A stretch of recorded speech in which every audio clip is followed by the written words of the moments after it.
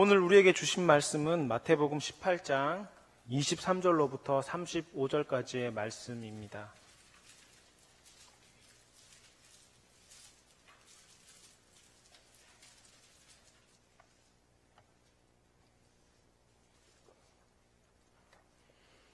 마태복음 13장 23절로부터 35절까지의 말씀을 이제 함께 받들어 봉독하시겠습니다. 이는 살아계신 하나님의 말씀입니다. 그러므로 천국은 그 종들과 결산하려 하던 어떤 임금과 같으니 결산할 때에 10,000달란트 빚진 자 하나를 데려오매 갚을 것이 없는지라 주인이 명하여 그 몸과 아내와 자식들과 모든 소유를 다 팔아 갚게 하라 하니 그 종이 엎드려 절하며 이르되 내가 참으로 다 갚으리이다 하거늘 그 종의 주인이 불쌍히 여겨 놓아 보내며 그 빚을 탕감하여 주었더니 그 종이 나가서 자기에게 100데나리온 빚진 동료 한 사람을 만나 붙들어 목을 잡고 이르되 빚을 갚으라 하매 그 동료가 엎드려 간구하여 이르되 나에게 참아 주소서 갚으리이다 하되 허락하지 아니하고 이에 가서 그가 빚을 갚도록 옥에 가두거늘 그 동료들이 그것을 보고 몹시 딱하게 여겨 주인에게 가서 그 일을 다 알리니 이에 주인이 그를 불러다가 말하되 악한 종아 내가 빌기에 내가 내 빚을 전부 탕감하여 주었거늘 내가 너를 불쌍히 여김과 같이 너도 너희 동료를 불쌍히 여김이 마땅하지 아니하느냐 하고 주인이 노하여 그 빚을 다 갚도록 그를 옥졸들에게 넘기니라. 너희가 각각 마음으로부터 형제를 용서하지 아니하면 나의 하늘 아버지께서도 너희에게 이와 같이 하시리라. 아멘. 최근에 개봉한 영화인 베테랑이라는 영화를 보았습니다. 영화의 내용을 보신 분들은 아실 것이고 못 보신 분들도 계실 텐데 돈과 권력으로 모든 문제를 해결할 수 있겠다 생각하는 한 재벌 3세의 어떤 그런 이야기고 또 우리 사회의 한 단면을 물질 만능주의의 우리 사회의 한 단면을 보여주는 그런 영화였습니다. 영화를 볼 때는 몰랐는데 영화를 보고 난 뒤에 안 사실이지만 그 재벌가의 행포, 돈의 행포, 권력에 대한 행포를 이 실화를 바탕으로 영화를 만들었다라는 이야기를 듣고 많이 놀랐습니다. 우리가 직접 경험해보지는 않은 사람들이 더 많이 있겠지만 실제로 돈으로, 권력으로 사람들을 그렇게 인격을 무참히 밟는 일들이 우리 주변에서 일어나고 있다는 사실이 참으로 가슴 아팠습니다. 이렇게 자신의 권력과 힘, 또 돈을 이용해서 약자인 을에 대해서 부당한 행위를 하는 것을 통칭하여 가르쳐서 갑질이라고 이야기합니다. 저도 영화를 보면서 이렇게 억울함을 당하는 사람들의 모습이 너무나 안타까웠고 또 갑질하는 그 악역이 처벌받는 모습을 볼 때 참으로 시원한 마음이 저에게도 들었습니다. 이렇게 많은 사람들이 갑질에 대해서 울분을 하고 격분하는 이유는 우리도 그런 갑으로부터 을의 위치가 되어서 갑의 행포를 경험한 사람들이 많이 있기 때문에 그런 안타까운 모습에 대해서 우리도 많이 격분을 하고 흥분을 하고 또 우리의 감정을 거기에 많이 이입시킨다라는 생각을 합니다. 하지만 문제는 세상의 모든 사람들이 그렇게 갑의 위치에 서고 싶어 한다는 것입니다. 지금은 비록 을의 위치에 있다 할지라도 지금 내가 권력이 없고 힘이 없다 할지라도 나도 언젠가는 그런 권력과 힘을 가지고 그 위치에 서서 누군가를 지시하고 명령하고 내 마음대로 해야 되겠다는 생각을 한다라는 것입니다. 그러므로 갑의 위치에 있을 때, 내가 힘이 있을 때, 내게 권력이 있을 때 이것을 얼마나 잘 사용하느냐는 굉장히 중요한 일입니다. 또한 실제로 그렇게 그 위치에서 자신의 권력과 힘과 능력들을 바르게 사용하는 사람들도 세상에는 많이 있습니다. 하지만 오늘 본문 성경에는 갑질을 잘못했다가 패가망신한 사람의 이야기가 나옵니다. 그는 10,000달란트를 빚졌던 채무자였습니다. 한 달란트는 6,000데나리온이라고 합니다. 1데나리온은 하루 품삯이니까 1데나리온을 쉽게 계산하기 위해서 10만 원이라고 친다면 한 달란트는 한 6억 정도 되는 큰 돈입니다. 그러니 1만 달란트라고 이야기한다면 어마어마한 돈이죠. 하지만 그는 그 돈을 빌려준 임금으로부터 그 빚을 탕감받게 됩니다. 이렇게 1만 달란트의 빚을 탕감받은 사람이기도 하지만 그는 한편으로는 자신의 돈 100데나리온을 빌려준 채권자이기도 하였습니다. 100데나리온, 우리 돈은 한 1,000만 원 정도 되는 돈이라고 볼 수 있는데요. 1,000만 원, 결코 적은 금액은 아니죠. 하지만 그는 그 1,000만 원 빌려간 그 사람에게 갑질을 하고 있는 것입니다. 오늘 성경의 내용을 한번 보십시오. 그는 돈 1,000만 원을 빌려주고 그 빌려준 사람에게 소위 온갖 횡포를 다 피우고 있습니다. 28절 말씀을 한번 보시기 바랍니다. 목을 비틀어 잡고 이야기합니다. 자신의 친구이기도 한 그를 목을 잡아 비틀면서 돈 내라고 이야기를 하고 있는 것입니다. 사실 빌려간 사람인들 갚기 싫어서 돈을 안 갚겠습니까? 돈이 없으니까 못 갚는 것 아니겠습니까? 조금만 기다려 주십시오. 내가 조금만 기다린다면 내가 해서 갚겠습니다. 하지만 이렇게 이야기해도 갑인 그는 기다려주지 않습니다. 그를 붙들어 바로 옥에 가두어 버립니다. 그러므로 갑은 굉장히 나쁜 고리대금업자라고 볼 수가 있습니다. 빌려준 돈을 받으려면은 돈을 빌려준 사람이 일을 해야지만이 일을 해가지고 어떤 노동의 수익을 갚는 것이 지극히 정상적인 것인데 돈을 빌려간 사람을 옥에 가두어 버리면은 일을 하지 못하게 되고 빚은 점점점 불어나게 되는 것입니다.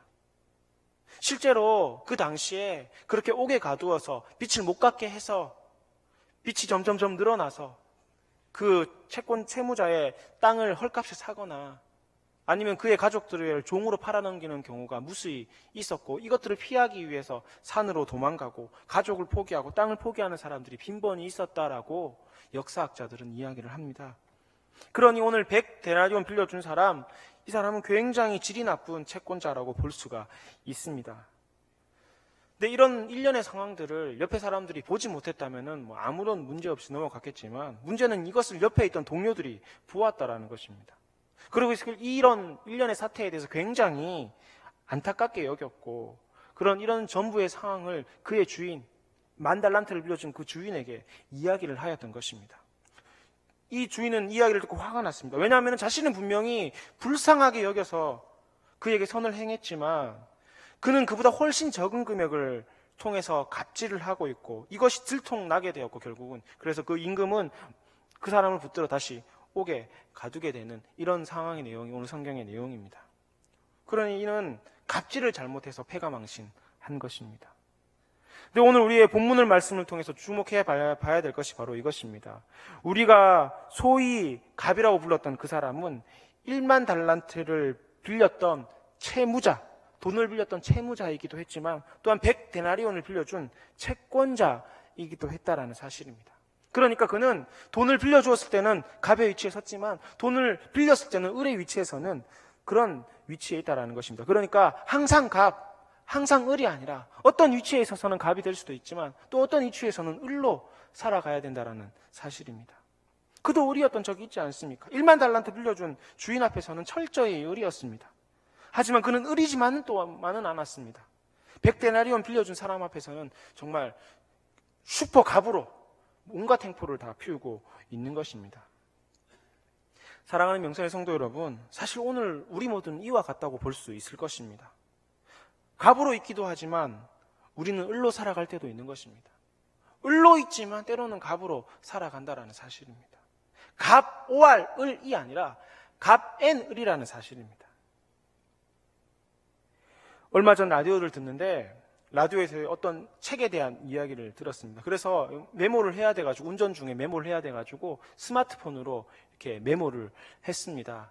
아내랑 저랑 같이 쓰는 이 스마트폰 어플 밴드라는 게 있는데 둘이서만 같이 쓰고 있는데 좋은 스크랩을 하면 이제 거기 옮겨놓고 서로 보고 공유하는 그런 형식으로 쓰고 있는 것이 있는데 그 라디오에서 나왔던 책 제목의 이름이 아무도 보는 이 없을 때 당신은 누구인가? 빌 하이벨스 목사님께서 쓰신 책의 제목인데요. 예전에 나왔던 책이긴 한데 이 제목을 다시 들으면서 한번 다시 읽어봐야 되겠다. 책 제목이 참 괜찮구나 싶어서 운전 중이라서 길게 쓸 수는 없고 아무도 보는 일이 없을 때 당신은 누구인가 딱 이렇게만 운전을 하면서 메모를 해두었습니다. 근데 이 메모를 하면은 저도 보지만 저희 아내 핸드폰에도 메모가 딱 뜨게 되거든요. 근데 아내가 그 뜬 요 글을 보고 아무도 보는 이 없을 때 당신은 누구인가 요 글을 보고 밑에다 댓글을 이렇게 단 것입니다. 어떻게 달았냐면은 심규성은 일 같은 갑, 윤회상은 갑 같은 을. 이렇게 이제 저희 아내가 글을 단 겁니다.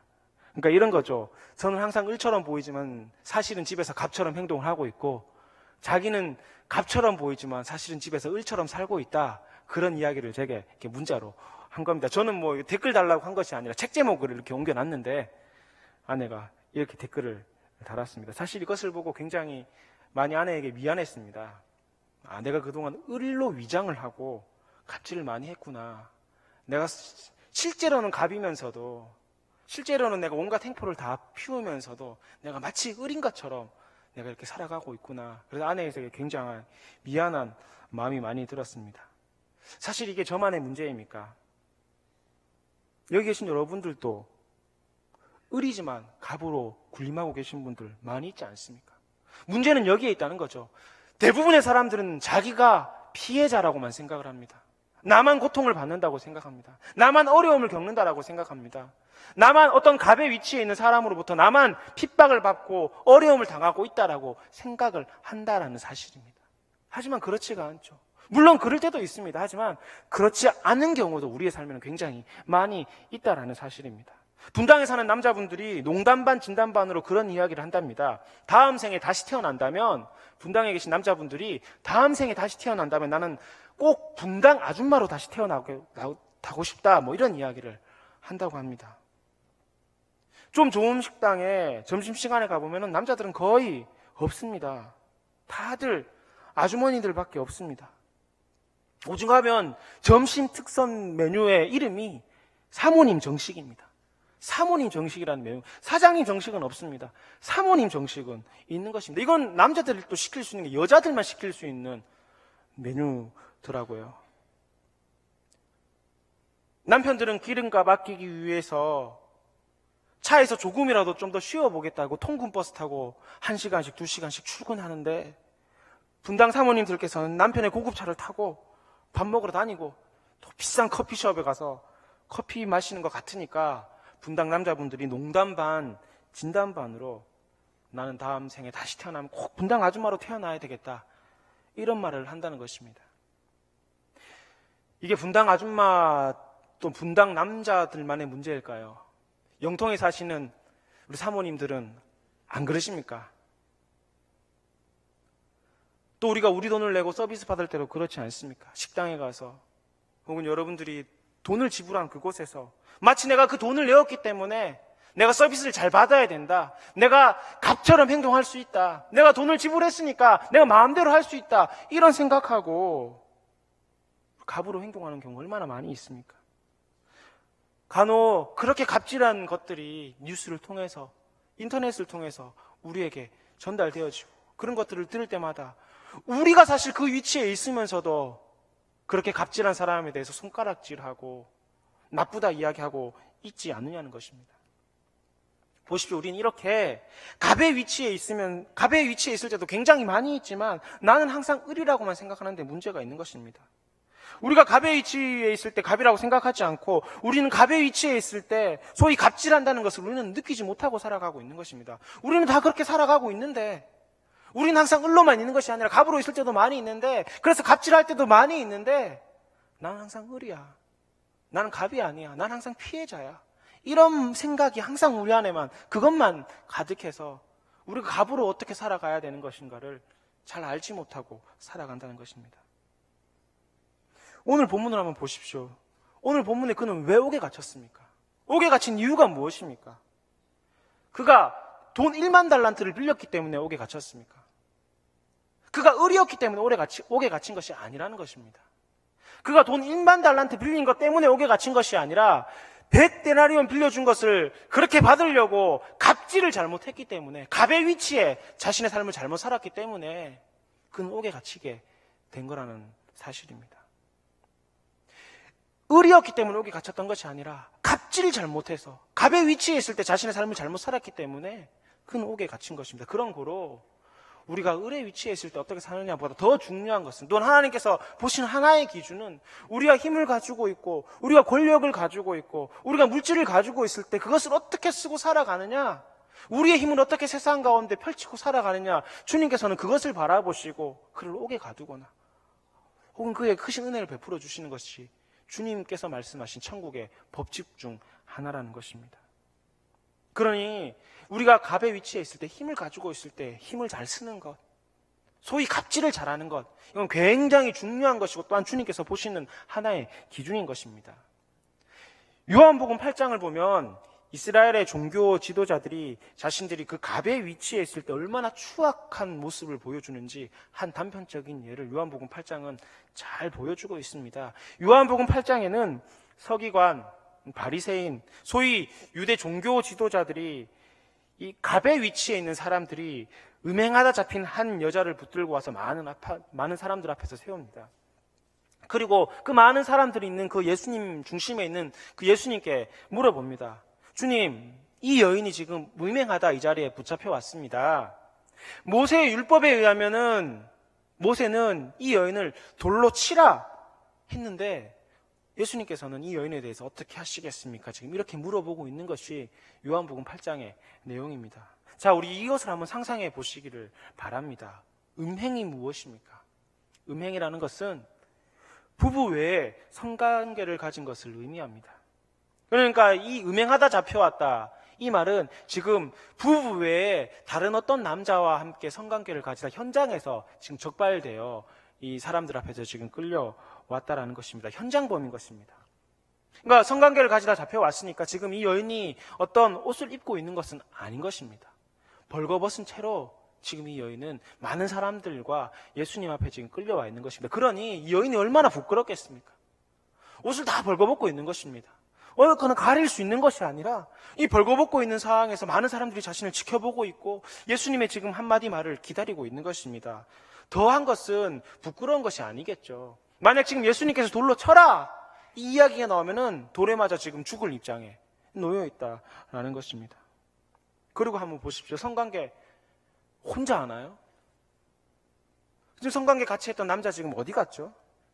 현장범이라고 했는데 현장범이면은 남녀가 같이 끌려와서 지금 남녀에 함께 음행한 이 두 사람이 함께 있어야 되는 게 정상인데 여인은 지금 혼자 와 있는 것입니다. 그 남자 지금 어디에 갔습니까? 뭐 돈을 썼는지 아니면 어떻게 빠져나간지 알 수 없지만 여인은 지금 혼자 그 앞에 있는 것입니다. 사실 여인도 피해자일 수 있죠. 어떤 남성의 그 완력에 의해서 강제로 성추행을 당했을 수도 있는 것 아니겠습니까? 만약에 그렇다면은 내 당신 때문에 그랬다라고 이야기할 수도 있겠지만 뭐 지금 어떻게 이야기할 수 있는 일말의 상황도 없습니다. 혼자 있는 것입니다. 혼자. 옆에 한 사람이라도 있으면은 치고받고 싸우기라고 하고 뭐라도 이야기할 수 있는데 그게 아니라 아무도 자신을 변호해주고 자신을 도와줄 수 있는 철저한 지금 을의 위치에 있는 그런 여인입니다. 어디 하소연할 데도 없는 것입니다.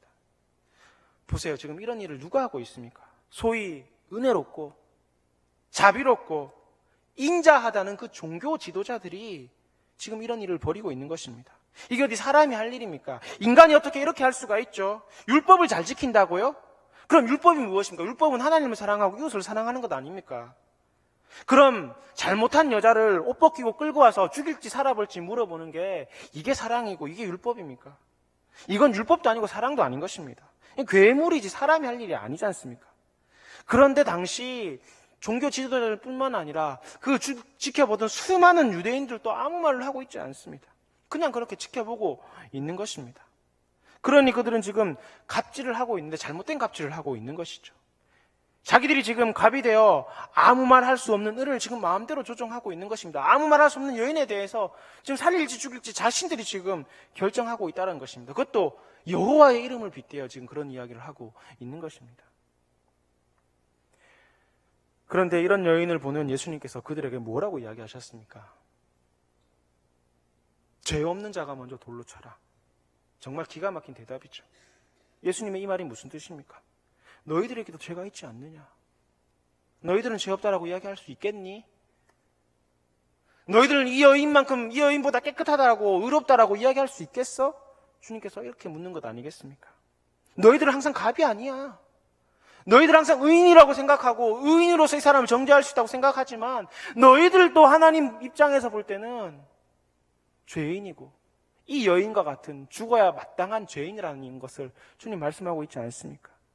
주님은 너희들 항상 갑이 아니고 을일 수도 있다라는 이 이야기를 말씀하고 계신 것입니다.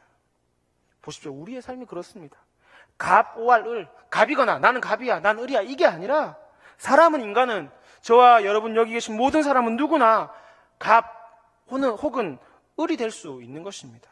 그런 거로 갑의 위치에 있을 때, 우리가 힘을 가지고 있을 때, 권력을 가지고 있을 때, 우리 돈을 많이 가지고 있을 때 그것을 어떻게 사용하느냐, 이건 정말 중요한 일인 것입니다.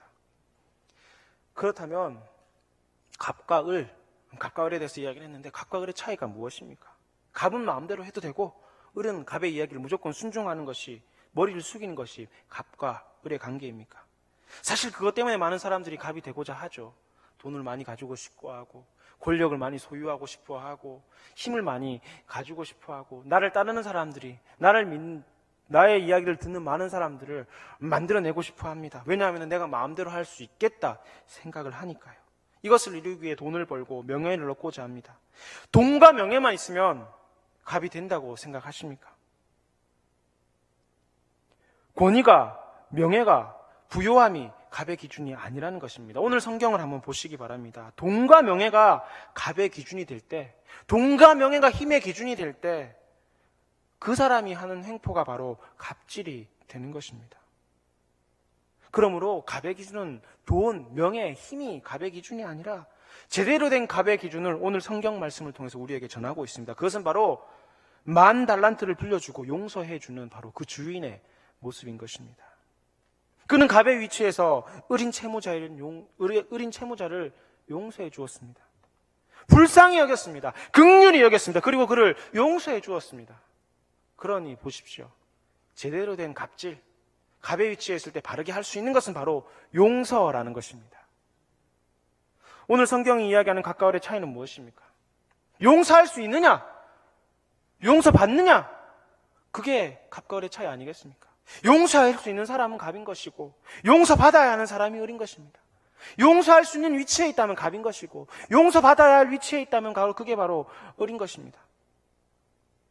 1,100데나리온, 1,000,000원, 작은 돈 아닙니다. 큰 돈이죠. 하지만 그 용서받았지 않습니까? 10,000달란트라는 큰 것을 용서받았잖아요. 자기 용서받은 것을 생각을 못하니까 그 100데나리온 가지고 지금 갑질을 하고 있는 것입니다. 그리고 오늘 본문을 한번 보십시오. 23절입니다. 천국은 그 종들과 결산하려 하던 어떤 임금과 같으니, 이렇게 본문을 시작하고 있습니다. 다시 한번 읽겠습니다. 천국은 그 종들과 결산하려 하던 어떤 임금과 같다. 그렇다면 이 천국이라는 말이 꾸며지고 있는 말이 바로 어떤 임금인데, 천국은 지금 어떤 임금과 같다고 지금 이야기하는데, 그 어떤 임금은 어떤 사람이죠? 용서하는 사람입니다. 바꿔 이야기하면 천국을 무엇이라고 이야기할 수가 있겠습니까? 천국의 한 속성 가운데 하나는 바로 용서하는 사람들의 공동체라고 볼 수 있다는 것입니다. 물론 천국에 대한 수많은 어떤 우리의 상상들과 성경에 많은 이야기가 있지만 그 가운데 하나가 바로 천국은 용서하는 사람들의 공동체, 용서하는 사람들의 공동체라고 볼 수 있다는 것입니다. 이 본문의 비유는 천국에 대한 비유이고 용서에 대한 이야기를 다루고 있는 본문입니다. 그러므로 천국의 어떤 한 단편은 바로 용서할 수 있는 사람, 용서하는 사람들의 공동체가 바로 천국이라고 예수님께서는 비유를 통해서 말씀하고 있는 것입니다. 정말 무서운 말이죠. 만약 우리가 이 용서에 대해서 인색하다면, 까딱 잘못하면 천국에 갈 수 없다는 이야기가 될 수도 있는 것입니다. 우리 주기도문 할 때 그렇게 고백하시지 않습니까? 하늘에 계신 우리 아버지 이름이고 나라에 뭐하고 우리에게 일용할 양식을 주시옵고 우리가 우리에게 죄 지은 자를 사하여 준 것 같이, 우리가 우리의 죄를 사하여 준 것 같이 주님 우리의 죄를 사하여 주시옵고, 우리 이렇게 고백을 하고 있지 않습니까? 저는 이 고백을 할 때마다 굉장히 무섭습니다. 내가 누군가의 죄를 사해 주지 못했다면, 이 주기도문에 의하면, 우리가 하는 이 주기도문에 의하면 내가 지금 누군가의 죄를 사해 주지 못했다면 주님께서는 우리의 죄를 사하여 주지 않으실 수도 있다는 그런 기도 아니겠습니까? 마치 우리가 이걸 주문처럼 해버리니까 쉽게 이 단어에 대해서, 이 주기도문의 어떤 단어들에 대해서 다 깊이 생각하지 못하는 경우가 참 많이 있는데, 하지만 이 주기도문의 어떤 내용 하나하나를 살펴본다면 우리에게 시사하는 바, 우리에게 하나님께서 주시는 바의 어떤 말씀들이 굉장히 크다고 볼 수가 있는 것입니다. 그 중에 하나가 바로 이 용서에 대한 부분인 것입니다. 우리가 만약 누군가의 죄를 용서해 주지 못한다면 주님께서도 우리의 죄를 용서하지 않으실 수 있다는 게 주기도문의 내용인 것입니다. 사실 우리 그리스도인들이 이것에 대해서 많이 인색한 부분이 있는 것 같습니다. 마음속에 어떤 그 용서하지 못하는 것을 꼭 담아두었다가 다시금 끄집어내가지고 되새김질하면서까지 그에 대해서 정죄하고 비난하고 비판하는 일들이 오늘 우리에게는 없는지 돌아봐야 할 것입니다. 그런데 우리 한번 잘 생각해 봅시다. 사실 용서하는 것, 용서받는 것, 어느 게 더 쉬운 일이죠? 용서하는 일이 쉬운 것입니까? 용서받는 일이 쉬운 것입니까? 용서하는 일은 내가 할 수 있는 것이지만 용서받는 일은 그가 해줘야 될 때만이 가능한 것이지 않습니까? 그러므로 용서하는 것이 훨씬 더 쉬운 것이죠. 용서할 수 있는 사람이 갑인 것입니다. 또한 제대로 된 갑질은 바로 용서하는 것입니다. 어디서 꼬장 피우고 돈 자랑하고 힘 자랑하고 내 능력 자랑하고 내 이름 자랑하고 내 명함에 어떤 여러 가지 그 이력서를 자랑하는 게 갑질이 아니라, 그게 갑의 위치에 있는 사람이 아니라 그 위치에 있을 때 내가 그에 대해서 용서할 수 있는 것. 그가 비록 나에게 큰 잘못이 있고 그가 나의 어떤 언행과 심사와 여러 가지 부분에 대해서 안 좋은 일을 했다 할지라도 내가 그에 대해서 용서해 줄 수 있는 것, 그 사람이 진정한 갑이고 그것이 제대로 된 갑질이라는 것입니다. 네, 물론 우리의 이런 사실을 다 알고 있습니다. 너무너무나 잘 아는 일이죠. 마태복음 우리가 읽진 않았지만 이 말씀 통해 보면은 용서는 어떻게 해야 됩니까? 예수님께 묻는 베드로에게 70번씩, 70번씩 용서해라. 49번만 용서하라 이 말이 아니라 계속해서 용서해라. 주님께서 이런 말씀도 하시고 용서에 대한 여러 가지 말씀하시죠. 문제는 이런 용서가 쉽지 않다는 데 있는 거죠. 용서해야 되는 건 다 알고 있지 않습니까? 용서해야지. 하나님도 우리 용서해 주시는데 용서해야지. 다 알고 있는데 안 쉽다는 게 문제죠. 용서하려면 왠지 자존심도 상하고, 내가 용서하면 지는 것 같고, 용서하려면 우라통이 터질 것 같고, 막 억울해가지고 졸리던 잠까지 깨지 않습니까? 저는 그렇더라고요. 한 번씩 막 생각하면 졸리던 잠까지 막 확 이렇게 깨더라고요. 하지만 우리가 이걸 한번 생각해 보셨으면 좋겠습니다. 하나님께서 나를 용서해 주셨다. 우리 어떤 사람들입니까? 우리 죄인이었고 죽을 수밖에 없었지만 주님께서 우리를 용서해 주셨지 않습니까? 우리는 원래 의인이 아니라 우리는 용서받은 죄인이지 않습니까? 오늘 이 예배의 자리에 나온 저와 여러분 모두 가운데 누구 하나 나는 정말 의롭다, 난 하나님께서 용서해 줄 것도 없이 나는 완전히 깨끗한 사람이다, 나는 내 죄가 없어서 죄 없이 하나님 나라에 갈 수 있다라고 이야기할 수 있는 사람이 누가 있습니까? 우리는 입술로 수많은 죄를 짓고 살아갑니다. 마음으로 수많은 범죄를 짓고 있습니다. 욕심도 많이 있습니다. 누군가가 좋은 것을 가지고 있으면 그것을 갖고 싶습니다. 마음으로 죽인 사람들 아마 셀 수도 없을 것입니다. 그런데도 주님께서는 저와 여러분들을 용서하여 주셨습니다. 그래서 사도 바울은 이야기합니다. 죄가 더한 곳에 은혜가 더한다. 죄가 더한 곳에 은혜가 더한다. 이게 무슨 말입니까? 그래서 죄를 많이 지어야지 하나님께서 은혜를 베풀어 주신다는 이야기인가요? 사도 바울은 그런 의미에서 이야기를 한 것이 아니라 나의 어떤 죄악된 모습을 돌이켜보고 돌아보고 이것을 용서해 주신 하나님의 은혜를 생각하면 생각할수록 내 안에 크신 은혜가 더 넘쳐난다, 더 많아진다. 사도 바울은 그것을 이야기하고 있지 않습니까? 나의 죄를 용서해 주신 하나님의 은혜를 생각하니까 그것을 생각하면 생각할수록 내 죄악의 모습들을 보면 볼수록 하나님께서 내가 이것까지 용서해 주셨지, 이렇게까지 날 살려주셨지, 이런 은혜를 베풀어 주셨지, 이런 크신 은혜를 하나님께서 내게 주셨구나. 바울은 그것을 지금 이야기하고 있지 않습니까? 주님은 바울뿐만 아니라 저와 여러분들도 이렇게 용서해 주셨습니다. 우리가 용서받은 것 생각한다면 우리가 용서해 줘야 될 것은 까짓것 아무것도 아닐 수가 있습니다. 마치 10,000달란트의 빛을 용서받은 사람이 1,000달란트의 그 빛을 바라보는 마음으로 우리는 바라볼 수 있는 것입니다. 이 100데나리온 빌려준 사람이 용서할 수 없었던 것은 내가 10,000달란트 이것에 대해서 용서받았다는 것을 기억하지 못하니까 그 1,000,000원, 적은 금액은 아니지만 그 1,000,000원 어떻게든 그거 가지고 내가 어떻게 한번 해보려고 사람 가두고 때리고 그런 갑질을 했던 것 아니겠습니까? 사랑하는 명선의 성도 여러분, 우리는 을의 위치에서만 살아가는 것이 아닙니다. 우리는 갑의 위치에 설 수도 있습니다. 물론 우리는 죄인이기 때문에 하나님 앞에 철저한 을이죠. 하지만 이 땅의 삶 가운데서, 인간관계 가운데서 수많은 갑의 위치에 있습니다. 그때 우리가 용서할 수 있느냐, 용서할 수 없느냐, 이것은 하나님 나라에 대한, 천국에 대한, 천국 공동체에 들어갈 수 있는 하나의 요건이 될 수 있다고 주님은 마태복음 18장을 통해서 우리에게 말씀하고 있는 것입니다. 그러니 주님은 이 갑의 위치에 있을 때 어떻게 살아가느냐, 그것을 바라보고 계신 것입니다. 주님은 저와 여러분의 죄를 용서하여 주셨습니다. 저질 같은 저희 인생을 시궁창에서 끌어올려 주셨습니다. 십자가의 죽으심으로 말입니다. 목숨을 다해서 저와 여러분들을 살려주셨습니다. 이거 하나 기억한다면 가시껏 우리가 용서하지 못할 것 있겠습니까? 이것을 내 마음속에 얼마나 떠올리느냐, 얼마나 기억하고 살아가냐, 그것이 우리가 세상을 용서할 수 있는 큰 힘과 소망이 된다는 사실입니다. 나의 죄를 용서해 주신 하나님, 나를 끌어주신 하나님, 시궁창 같은 인생에서 나를 살려주신 그 하나님, 그 은혜를 통해서 우리가 세상을 용서하고 또 우리의 이웃을 용서할 수 있는 진정한 갑질을 할 수 있는 저와 여러분들이 될 수 있기를 바랍니다. 함께 기도하시겠습니다. 그렇습니다, 주님. 주님은 우리의 죄를 위해서 십자가에 달려 돌아가시고 그 크신 하나님의 사랑으로 저희를 용서하여 주셨습니다. 우리가 주기도문을 통하여 항상 고백하는 것처럼 우리가 우리 이웃들의 죄를 용서해 주었을 때 주님께서 우리의 죄를 사하여 주신다고 고백하는 이 말씀이 우리의 삶에 실천되어질 수 있도록 주의 은혜를 날마다 더하여 주시옵소서. 주님, 우리는 비좁은 사람이고 속 좁은 사람이라서 이웃에 대해서, 세상에 대해서 용서하고 싶은 마음들이 전혀 없습니다. 그럼에도 불구하고 하나님의 크신 은혜가 우리 가운데 임한다면, 주님의 용서하신 우리가 떠올릴 수 있다면 주님 그 힘으로 우리의 이웃을 용서하고 가족을 용서하고 주님 세상을 용서할 수 있을 줄 믿습니다. 주님의 그 크신 은혜가 우리와 항상 함께하여 주시고 그를 통하여 하나님 세상 가운데 진정한 용서의 공동체를 세워나갈 수 있는 우리 명선 가족들이 되도록 주님 은혜를 베풀어 주시옵소서. 예수 그리스도 이름으로 기도하옵나이다. 아멘.